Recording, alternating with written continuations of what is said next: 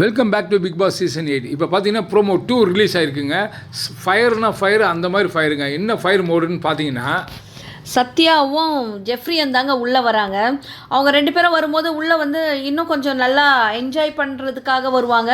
Plus வந்து அவங்க ஃப்ரெண்ட்ஸுக்காக வருவாங்க அப்படின்ற மோட்டிவில் தான் நம்ம நினைக்கிறோம். அதை தான் இப்போ ஸ்டார்ட் பண்ணி இருக்காங்க. ஆனால் இதை எப்படி கொண்டு போவாங்கன்றது தெரியல. ஏன்னா அவங்க ஸ்டார்ட் பண்ண விதமே சரியில்லைன்னு தான் நம்ம சொல்லுவோம். ஃபஸ்ட்டு அவங்க உள்ளே வரும்போதே பார்த்திங்கன்னா என்ன சொல்கிறது, எல்லாருமே பயங்கர குஷி ஆகிட்டாங்க. முக்கியமாக பார்த்திங்கன்னா விஷாலுக்கு தான் அதில் ரொம்ப ரொம்ப ஹாப்பி. ஏன்னா அவனும் சத்யாவும் ரொம்ப திக்கு ஃப்ரெண்ட்ஸுங்கள. அதனால் ரொம்ப கட்டி பிடிச்சிட்டு அழவே ஆரம்பிச்சிடுறாரு விஷாலால் கண்ட்ரோல் பண்ணவே முடியல. ஏன்னா இவ்வளோ நாள் அவருக்குள்ளே இருந்த அந்த ஒரு கஷ்டமான ஒரு மூமெண்ட்ஸ்லாம் இருக்கும்ல, ப்ளே பாய்ன்னு சொல்லிட்டு அந்த சாச்சனா சொன்னது, மற்றவங்க எல்லாருமே வந்து இந்த தர்ஷிகாவையும் அன்ஷிதாவையும் வச்சு பேசின அந்த விஷயத்தெல்லாம் யார்கிட்டையாவது ஒருத்தர்கிட்ட ஓப்பன் அப் பண்ணி சொல்லிட மாட்டோமா, யாராவது வந்து நமக்காக நிற்க மாட்டாங்களான்னு இருந்திருக்கோம். அவர் பண்ணது தப்பே தான், கூட இருந்துட்டு போட்டோம். அதுக்கான ரிசல்ட்டை அவர் வெளியில் போய் ஃபேஸ் பண்ண போகிறாரு.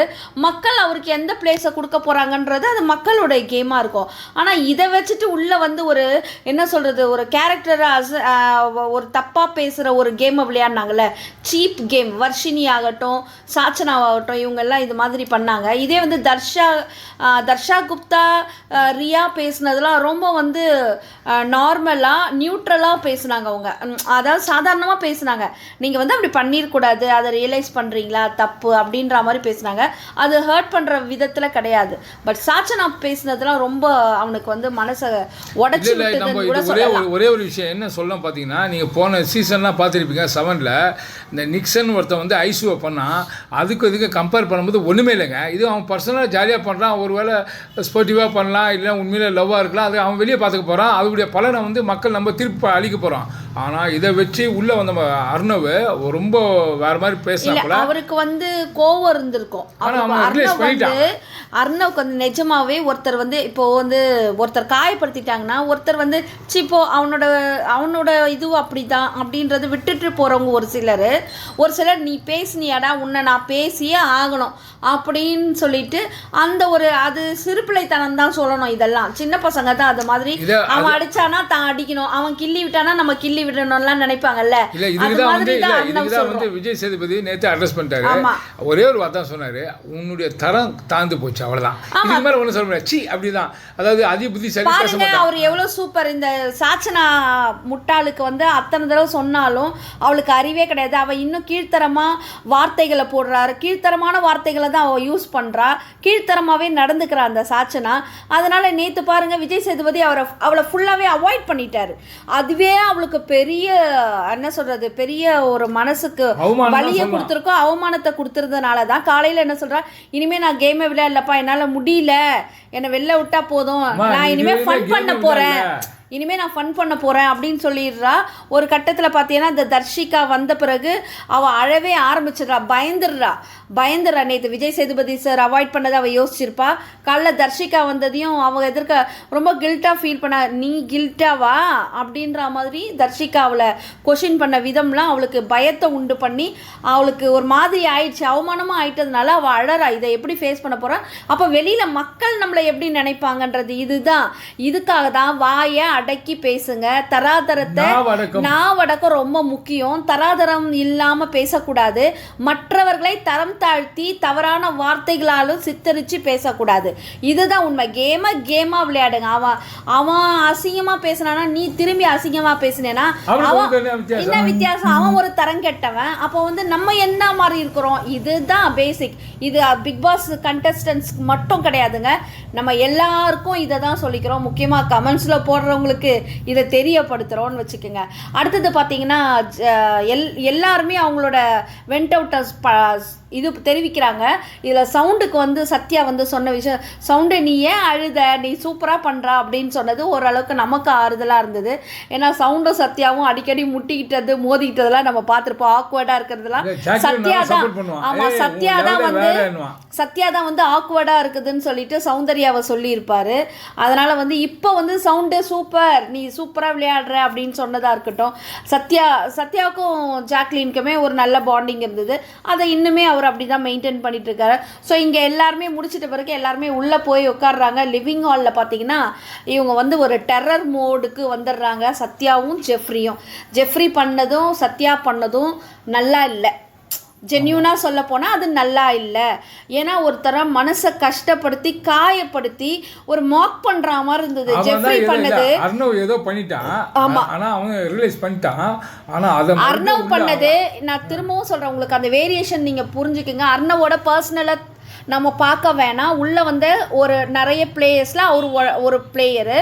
ஸோ அர்ணவோட அந்த விஷயத்தை மட்டும் வச்சு பார்க்கலாம். அர்ணவ் உள்ளே இருக்கும் போது நிறைய பேர் சேர்ந்து ஒரு கூட்டமாக புள்ளி பண்ணி அவரை கேங்காக போயிட்டு பண்ணதுனால அவருக்கு அந்த கோவத்தை வெளிப்படுத்துறதுக்கு டைம் இல்லை, வெளியில் வந்துட்டார். அந்த கோவத்தை வந்து வெளியில் ஃபினாலே மேடையில் பண்ணார். அது எல்லாருமே கண்டிச்சாச்சு, பேசிட்டோம் நம்ம. அதுக்காக அது அதோட முடிஞ்சிருச்சு. திரும்பவும் உள்ளே வராரு. அவரால் ஃபுல்லாக வெண்ட் அவுட் பண்ண முடியாமல் அந்த இடத்துல ஸ்டாப் கொடுத்ததுனால திரும்பவும் ஒரு வாய்ப்பு அவருக்கு கிடைக்குது. அந்த இடத்துலையாவது இந்த ஜால்ரா பசங்களை எதையாவது ஒரு திட்டிடணுமே அப்படின்ற ஒரு ஆதங்கம், அது சிறுபிள்ளைத்தனமாக தான் நம்ம பார்க்குறோம். அதை உள்ளே வந்து அவர் பேசிட்டாரு. உடனே இவங்க எல்லாம் திரும்பவும் குரூப்பாக எழுந்தாங்க. இவங்கெல்லாம் பின்னாடி நிறைய பேசுகிறாங்கன்னு வச்சுக்கோங்க. இவராச்சும் முன்னாடி பேசிடுறாரு. பின்னாடி பேசுகிறவங்கெல்லாம் வந்து முன்னாடி வந்து அவரை இது பண்ணுறாங்க. ஆனால் அர்ணவ் ப்ரோக்குள்ளவும் ஒரு கல்லுக்குள் ஈரம் மாதிரி ஒரு நல்ல பார்ட்டும் இருக்குது, அதையும் பாருங்கன்றோம்.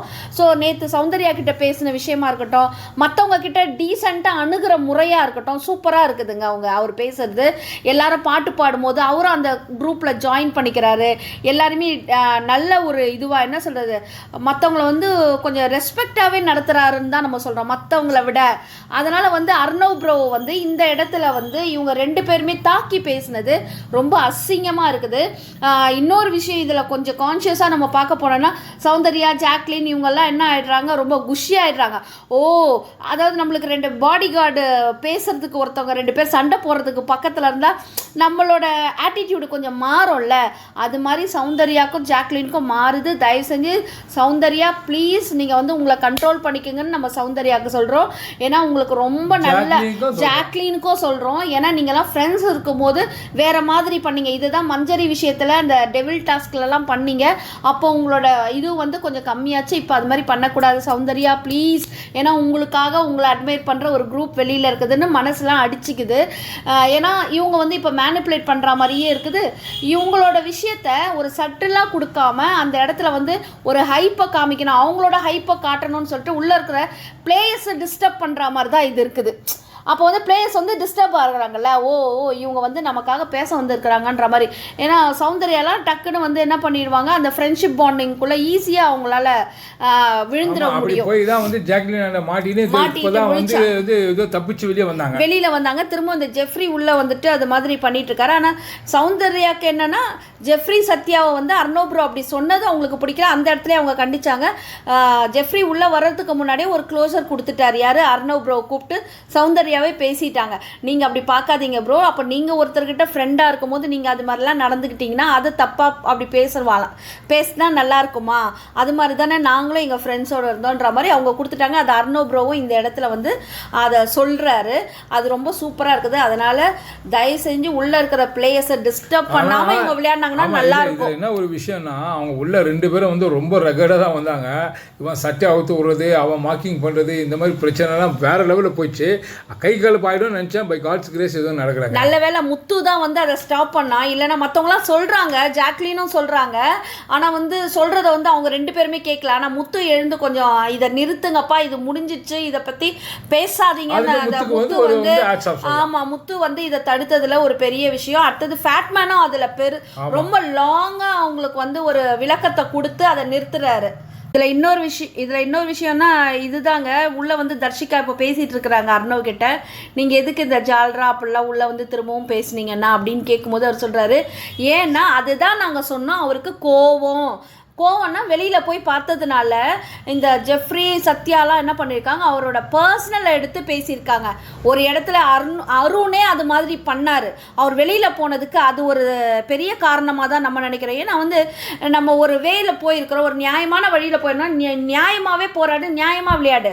அதை விட்டுட்டு பேக் அடித்து வேற இடத்து ஒரு என்ன சொல்ல மற்றவங்களை கேவலமாக இழிவுபடுத்துகிற மாதிரி ஒரு விஷயத்த பண்ணாத. வெளியில் ஒரு அசிங்கமாக ஏதோ ஒரு இது பண்ணியிருக்காரு, ஏதோ தவறு பண்ணியிருக்கிறாருன்னா அதை இங்கே கொண்டு வந்து விளையாடக்கூடாது. அது வந்து கோழைத்தனம் தான் சொல்லணும். உன்னால் டைரெக்டாக அடிக்க முடியலன்னு அவரோட பர்சனலாக அடித்து அவரை காலி பண்ணணும்னு பார்க்குறது அது தப்பு.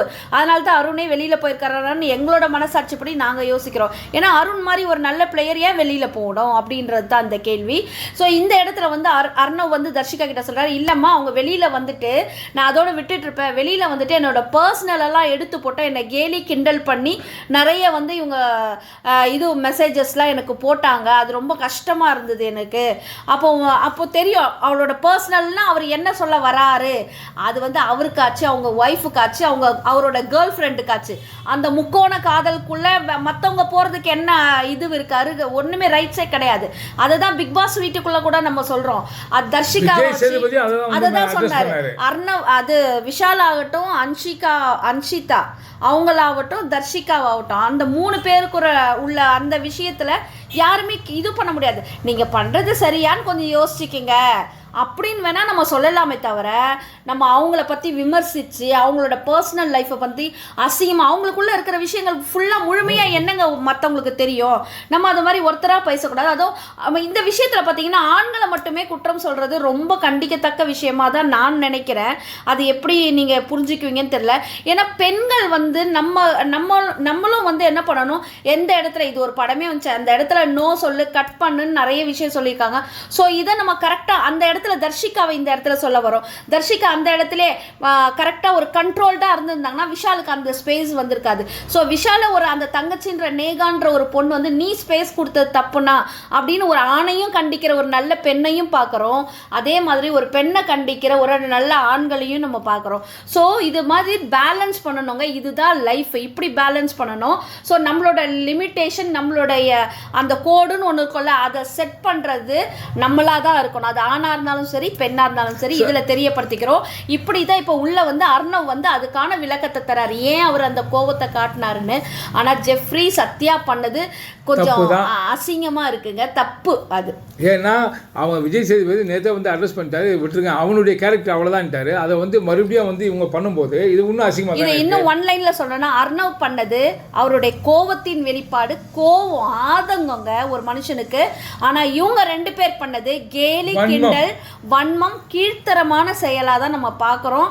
அதை கொஞ்சம் மாற்றிக்கிட்டு அடுத்தது வந்து ஃபேட்மேன்லாம் சொன்னதை கேட்டுட்டு உடனே ஃபன் பண்ண வந்திருக்கிறோம் அப்படின்னா இதை இப்படியே ஃபன்னாகவே எடுத்துகிட்டு போயிட்டாங்கன்னா சத்யாவுக்கும் இவருக்குமே வந்து ஒரு நல்ல ஒரு இது இருக்கும். ஏன்னா சத்யாவோட இது வந்து முகமூடி தான் நான் இப்போ கூட சொல்லுவேன், மாற்றிக்கவே முடியாது. சத்யா வந்து அப்படியே அமைதியாகவே போனாமல் இருந்தது. எல்லாருமே சொல்கிறாங்க அவர் ரொம்ப நல்ல ட்ரூ அப்படின்லாம் சொல்கிறாங்க.